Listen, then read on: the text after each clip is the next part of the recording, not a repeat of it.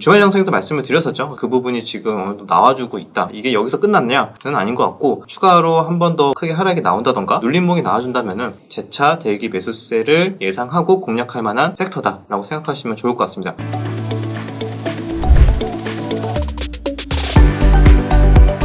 여러분들, 오늘 밤이 지나면은 FOMC 결과가 나옵니다. 아마 큰 변동성이 나오겠죠? 제가 여기서 두 가지 시나리오가 있거든요. 이걸 한번 들어보시고 개인의 투자 전략을 한번 점검하는 시간을 가져보도록 하겠습니다.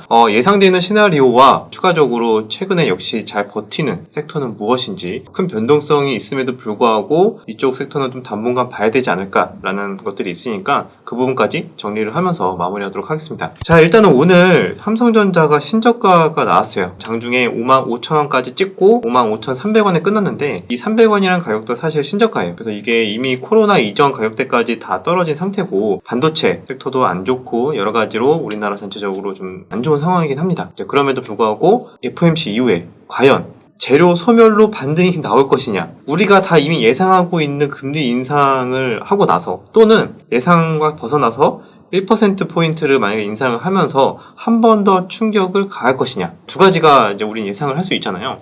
근데 문제는 이슈 소멸로 반등이 나오거나 아니면은 추가적으로 더 하락을 하거나, 이거는 너무 뻔한 시나리오잖아요. 그런데 여기에서 문제는 그 다음을 생각하는 게 굉장히 중요할 것 같아요. 일단은 제가 생각하는 시나리오는, 지금 우리나라 지수도 마찬가지고 나스닥도 보면은 우리나라 지수도 삼성전자 차트랑 거의 똑같죠.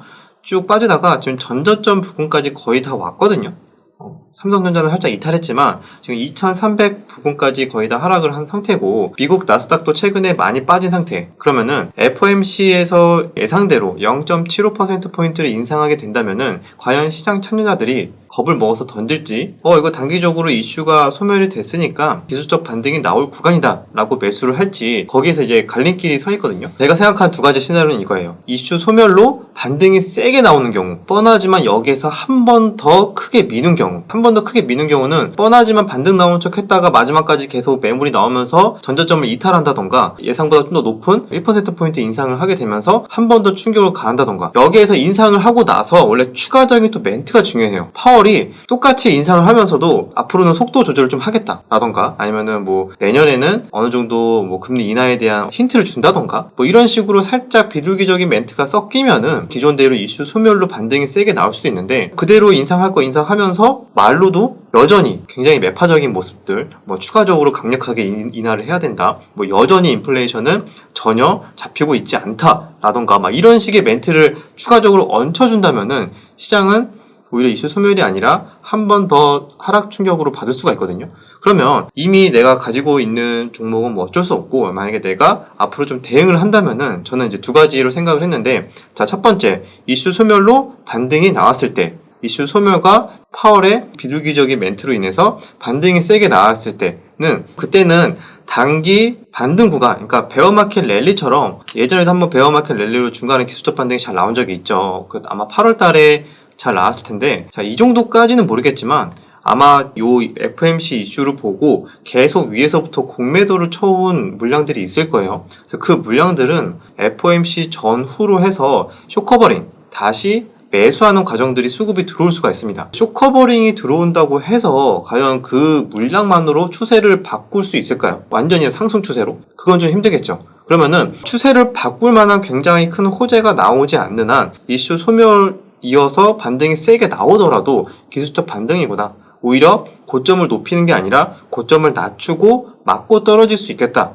라고 생각을 하고 거기에 맞게 대응을 할 생각입니다. 반대로 기준 금리 예상대로 하거나, 오히려 예상보다 높은 1%포인트를 하거나, 추가로 얹혀서 파월이 더 안 좋은 매파적인 말을 했다, 그러면 한 번 더 증시가 빠졌다 라고 했을 때는, 단기 하락폭을 오히려 전저점을 살짝 이탈했을 때 오히려 그런 기술적 반등을 그때 다시 나오는 타점을 좀 노려서 저는 트레이딩 할 생각이에요. 왜냐면은 연일 공매도가 계속 물량이 쌓이고 있을 텐데, 아마 이 공매도를 많이 친 세력도 분명히 이제 쇼커버링을 할 만한 타이밍을 잡고 있을 거란 말이죠. 근데 그 구간은 잡을 때 역시 만약에 FOMC 이후에 큰 충격이 온다면은 그때만큼 다시 차익 실현을 할 만한 좋은 타이밍이 많이 없거든요. 그래서 오히려 FOMC 이후로 한 번 더 충격이 온다면은 그때 공매도 세력도 마찬가지로 숏커버링이 들어올 가능성이 있다. 그래서 우리도 만약에 한 번 더 추가 하락이 나온다면은 거기에서 강했던 섹터나 오히려 과대 낙폭이었던 종목들을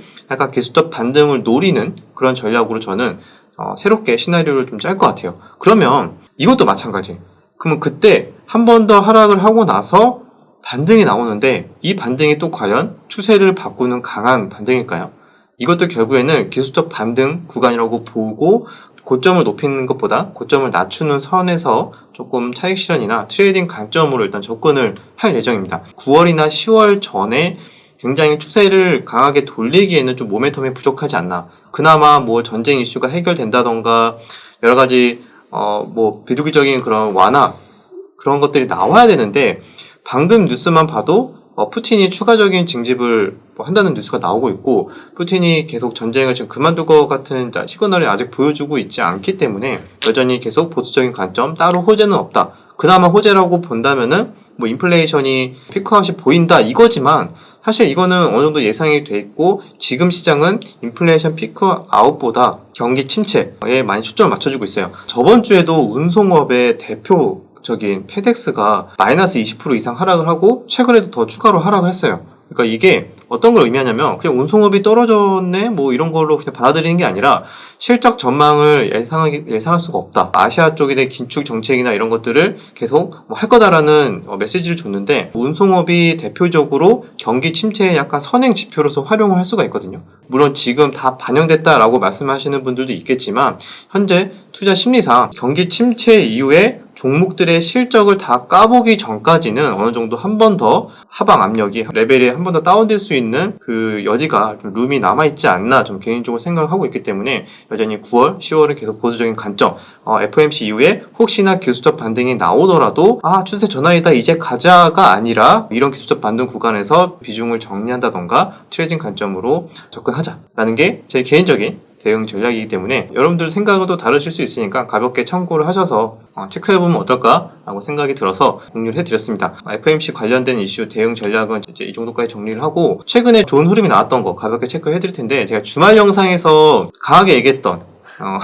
그 로봇주가 있었죠. 썸네일도 이번 달 여기에서 저는 승부 본다 라고 강력하게 말씀을 드려서 거기에 맞게 또 로봇주가 잘 올랐어요. 로보티즈도 다시 최근 고점 돌파하고 신고가 가졌고 그 다음에 SPG 같은 경우에도 SPG도 신고가 가는 흐름이 나왔죠. 그래서 이걸 보시면은 와 이거 주독 여기서 승부 본다 그랬는데 이거 대박 난 거 아니야? 라고 생각하시는 분들이 많을 것 같은데 아쉽게도 욕심을 부리다가 제대로 못 잡고 제대로 여기서 수익을 내지 못하고 오히려 엄한 곳에서 놀고 있었습니다. 물론 뭐 손실은 아니지만 로봇주 잘 주도주로서 정말 강한 흐름이 나와주고 있는데 정작 1픽이었는데 약간 놓치고 나니까 못 따라가겠더라고요. 그래서 저도 어쩔 수 없이 아쉬워하면서 좀 시장을 보고 있었습니다. 굉장히 껄무새 하고 있죠. 봐봐 내가 간다고 했는데 내가 말했지? 하면서 정작 먹지 못하고 할 말이 없습니다. 네, 어쨌든 로봇주 좋은 섹터로서 앞으로도 계속 봐야 된다고 이제 말씀을 드리려고 로봇주 얘기를 했고 지금 보시면 SPG도 여기에 당연히 빠져있지만 이런 구간들 당연히 추가적인 하락이 나온다면 이런 구간이 열려있고 로보티즈도 방금 SPG였죠? 방금 SPG가 그랬고 로보티즈도 다시 고가 돌파 이후에 오늘 조금 빠진 듯 했으나 여기 전고점 부근에서 대기 매수세가 확인이 되면서 관리하는 물량이 들어왔다. 여기서 당연히 다시 추가적인 이게 대기 반등 매수세를 한번 기대해 볼 수 있지 않을까. 전반적으로 유일 로보틱스는 조금 차익 실현이 나왔지만 여전히 저점을 이탈한 건 아니다. 레인보우 로보틱스도 11선 구간에서 삼각 수렴을 좀 기대해 볼 수는 있겠지만 전저점이나 11선 정도 구간 잡고 대응이 가능할 것 같고 로봇주가 전반적으로 잘 버텨주고 있다. 이런 종목 제가 발음이 잘 안 되는 이 SP 시스템스 같은 경우에도 야금야금 올라와주는 흐름들. 자, 이런 로봇주가 잘 버티고 그 다음에 또 자율주행이 좋은 흐름이 나와주고 있고 그리고 또 자율주행이 굉장히 좋은 흐름이 나와주고 있죠. 원래는 모트렉스가 먼저 고가 돌파해서 계속 3호일선 반등을 잘 주고 있었는데 이번에 또 모바일 어플라이언스가 또 따로 오늘 좀 좋은 흐름이 나왔습니다. 그래서 자율주행 쪽에서도 살짝 순환매가 돌 수도 있다 라고 주말 영상에도 말씀을 드렸었죠. 그래서 그 부분이 지금 어느 정도 나와주고 있다. 그래서 이게 여기서 끝났냐? 는 아닌 것 같고 오히려 추가로 한 번 더 크게 하락이 나온다던가 눌림목이 나와준다면은 재차 대기 매수세를 예상하고 공략할 만한 섹터다라고 생각하시면 좋을 것 같습니다. FOMC 이후에 만약에 나스닥이 더 하락을 했다. 엄청나게 개파락이 나오고 막 빠지는데 그럼 거기서 뭘 공략을 할까? 라고 생각한다면은 방금 말한 뭐 로봇이나 자율주행이나 뭐 최근에 강했던 몇몇 그런 부정의 테마나 뭐 오늘 뭐 곡물이나 이런 종목도 몇 개 올라왔으니까 오히려 뭐 이쪽에서 잠깐 트레이딩 관점으로 할 수가 있겠죠. 근데 반면에 FOMC 이후에 이슈 소멸로 굉장히 급등을 했다. 그러면 뭘 공략을 하는 게 좋을까요? 저는 개인적으로 시장이 별로였는데도 잘 버텼던 종목들이 더 가는 게 아니라 지금까지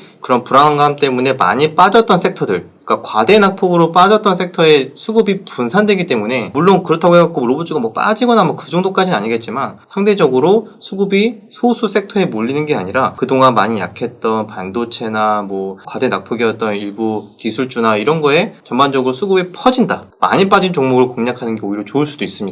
그러면은 이제 거기까지 우리는 이제 힌트를 얻어야겠죠? 나스닥이 오늘 밤이 지나고 급등을 했는데 그러면은 지금까지 강했던 종목이 더 가겠네 라고 생각을 이제 하시는 분들도 있는데 물론 그럴 때도 있지만 그 전까지 계속 시장이 빠지고 있었을 때는 비교적 좀 더 소외받았던 섹터에 많이 몰릴 수 있다. 이 부분 꼭 체크하시면 좋을 것 같아요. 그래서 혹시나 미국장이 어떻게 끝났고 어떻게 특징적인 게 있었나 라고 궁금하신 분들이 있으면은 제가 내일 오전에 주덕 스터디 네이버 카페에다가 시황글에다가 바로 정리를 해드리니까 아침 8시 전후로 정리를 해드려서 글을 게시를 하고 있습니다. 그래서 거기에서 가볍게 체크를 하시면은 미국장 이렇게 그냥 끝났구나 그냥 한눈에 보이기 때문에 FOMC 결과를 거기에다가 제가 다시 공유를 해드리도록 하겠습니다. 자, 그럼 여기까지 영상 마무리하고요. 오늘 간밤에 한번 미국장 어떻게 되는지 한번 잘 구경을 해봐야 될 것 같습니다. 너무 겁먹을 필요는 없을 것 같아요. 왜냐면 지금까지 다 빠졌기 때문에 많이 빠져서 여기서 뭐 빠져봤자 얼마나 더 추가로 빠지겠어? 라고 생각이 들긴 하죠. 근데 이제 진짜 무서운 거는 트리거는 따로 있다. 이 부분은 나중에 다시 한번 말씀을 드리도록 하고 여기까지 내용이 유익하셨다면 구독, 좋아요, 댓글 부탁드리도록 하겠습니다. 그럼 다음 영상에서 뵙겠습니다.